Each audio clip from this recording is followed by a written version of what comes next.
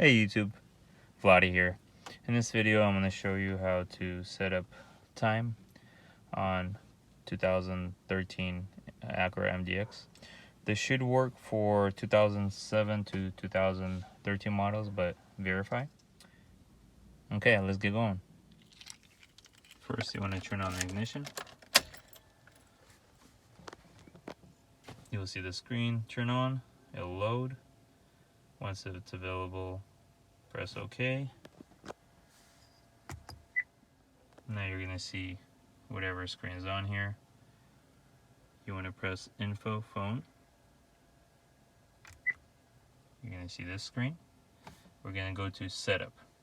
The way to do it is you're going to turn this back wheel until Setup is highlighted. Then you're going to press Enter. Then you will see this screen. So the trick here is to go to Other. The way to do it is use this, and then you want to press it to the right, just like so, and it goes to the Other. Then you're going to use this wheel to go to Clock Adjustment. Enter.